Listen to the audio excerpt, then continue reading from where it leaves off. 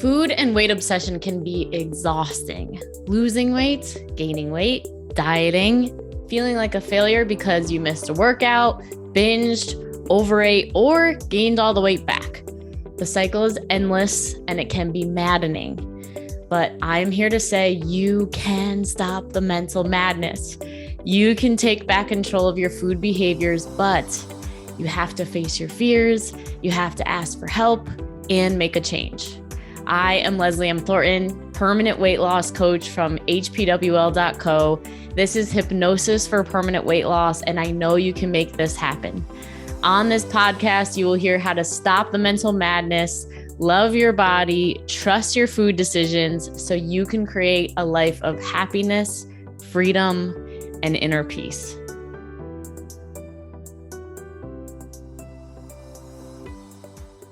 Hello, Leslie M. Thornton, Hypnosis for Permanent Weight Loss. I'm so excited to share this message with you today.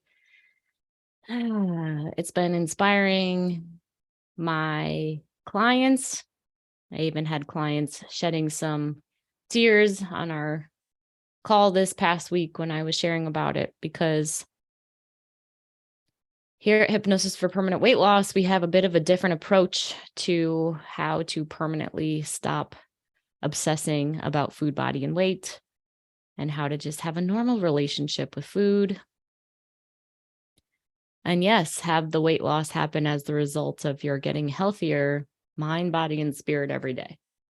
Starting with those unconscious beliefs, really getting into why we started dieting in the first place.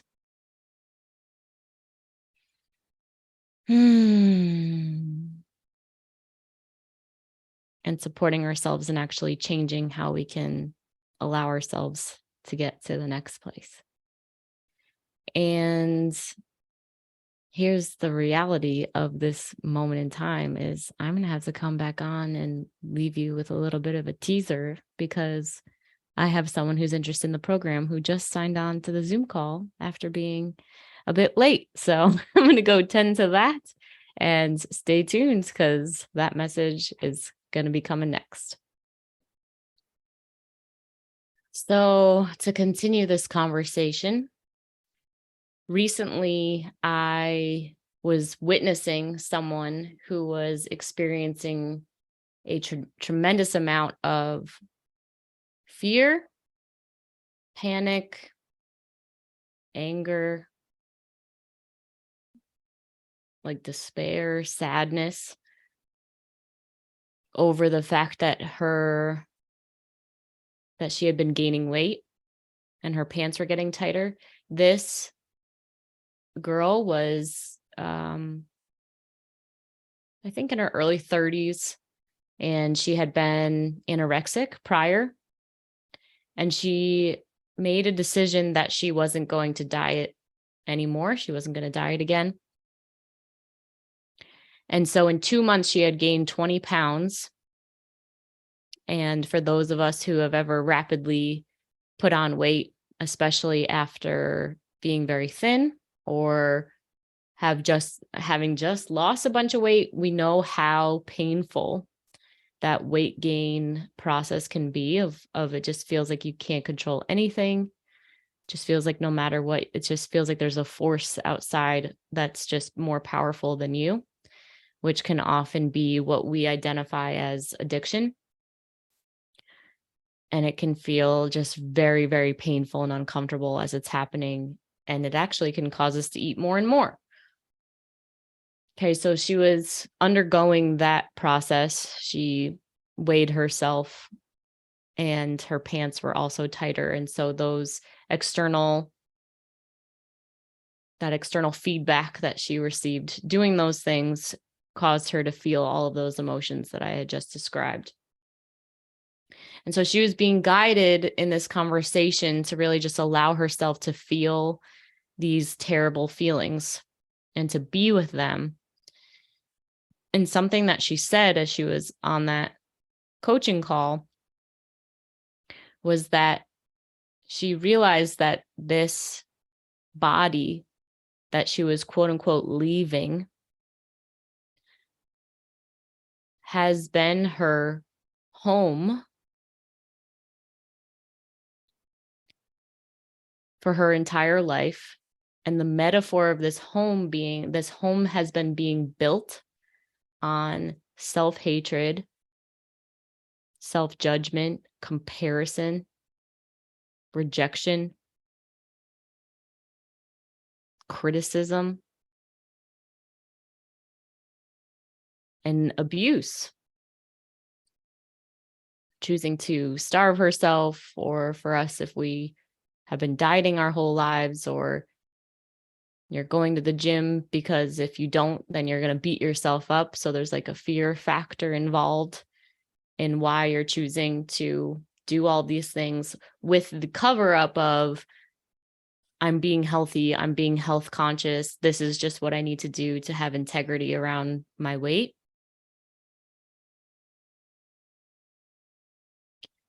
And she said, and the reason why this is so painful to leave that world, that home of dieting and all of that negativity, is because it's the only home I've ever known.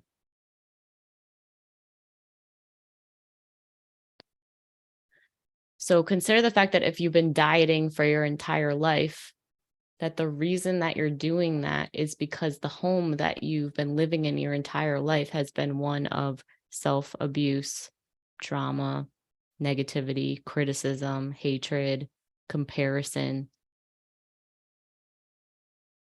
And for many of us, that comes from maybe our upbringing.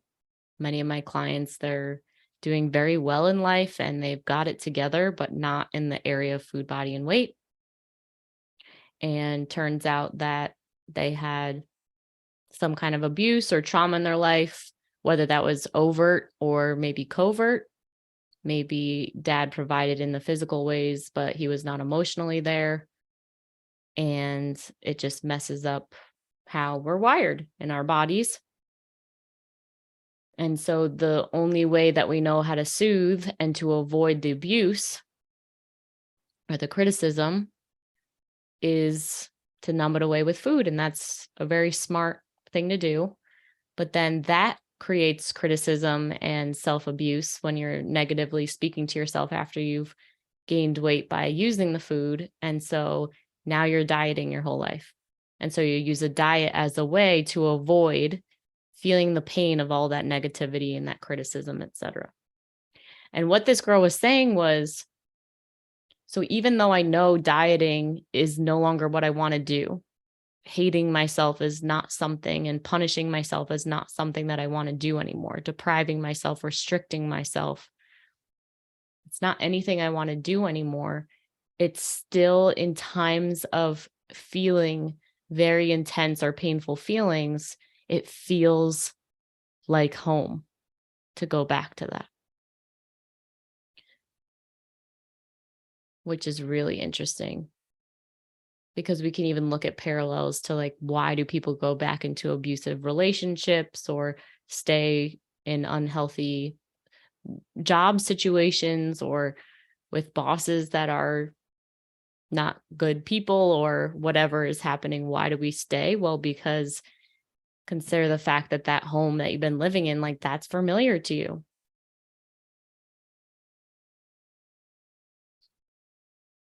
And she said, in this new home that I'm wanting to live in, a home or a body that's made of me loving myself, of caring for myself, of forgiving myself, of being kind and compassionate to myself, is not a home I've ever been in.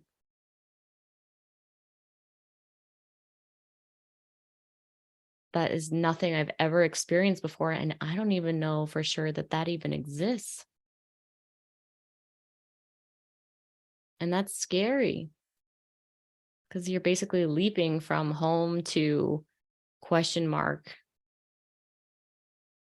Does this even exist? A peaceful life. A life where I can just enjoy a meal with my family and not think twice about it.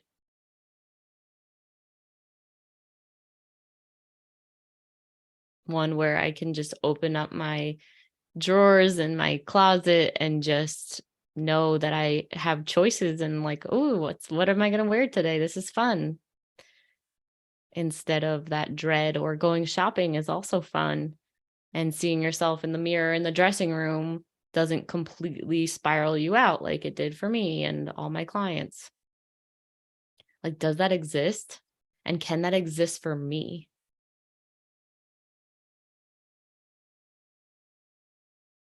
And I want to let you know today that the answer is yes.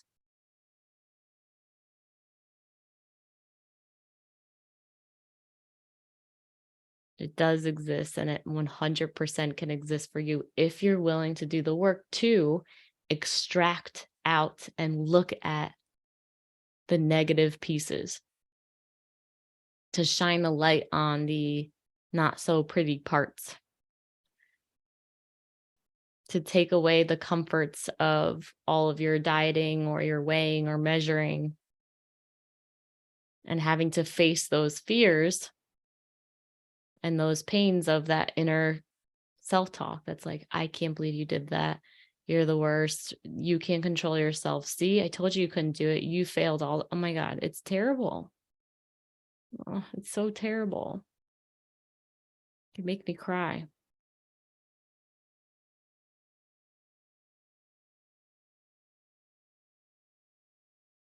And so the journey to returning back to love, which I believe is a chapter in A Course in Miracles.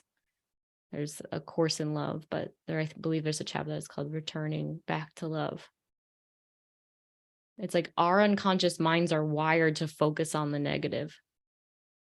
It's like usually when we look back at our lives, we only see our mistakes or failures or the bad stuff that happened.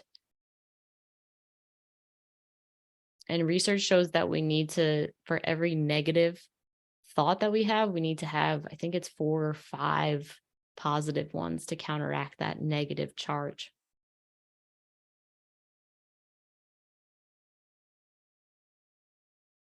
It's very powerful.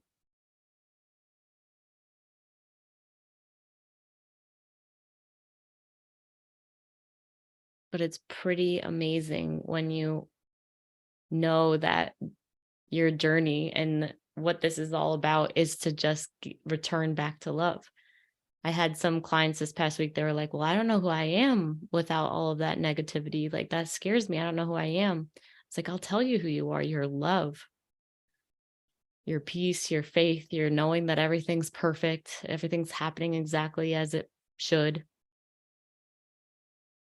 There's faith, there's love, there's compassion, there's presence. And anytime that something that's not that enters into your body or into your mind, then we just choose to use the tools that you get in the Hypnosis for Permanent Weight Loss program to actually change them around. To change a fearful thought into a positive thought.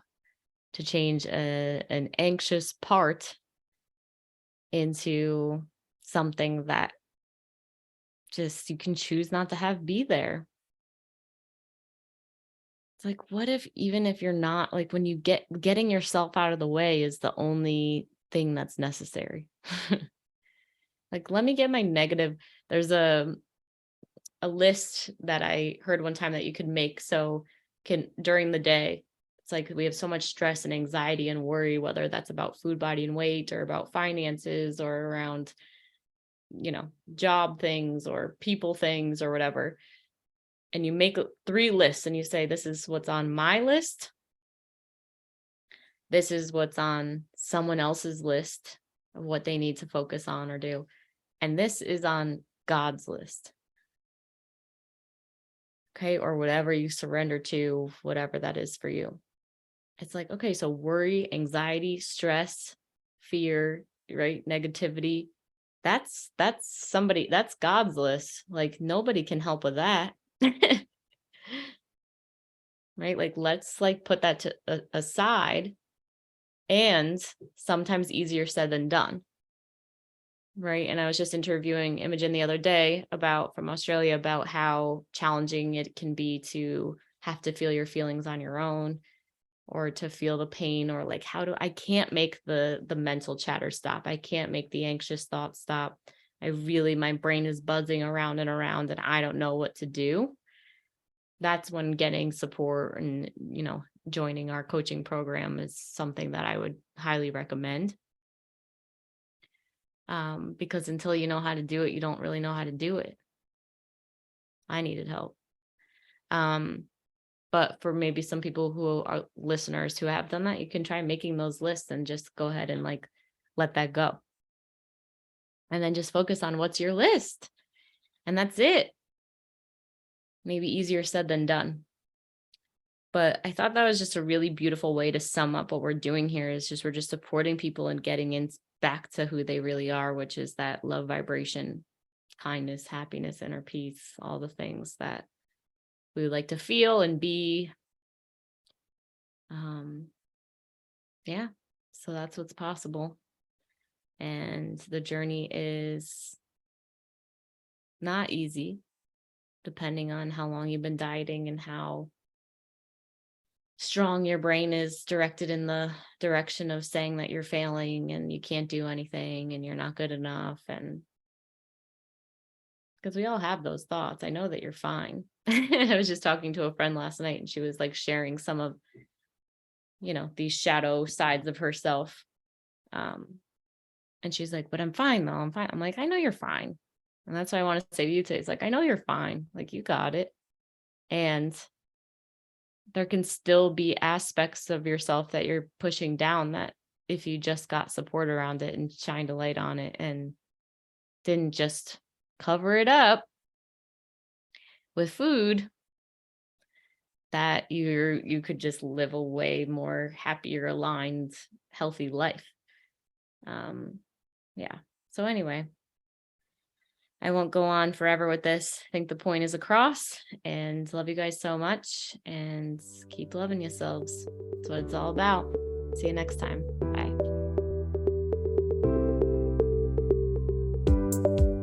If you are serious about taking action on your struggle with food, body, and weight, then this is for you. Go ahead and text the word hypnosis to 855-BE-ALIVE. That's 855-232-5483. Immediately after texting that number, you will get access to our free training that will tell you why you can't figure the food, body, and weight thing out, why you can't keep weight off even after you've been successful in the past, and how to actually overcome it, including a mini hypnosis session at the end. Don't miss out. Text the word hypnosis to 855-BE-ALIVE. That's 855-232-5483.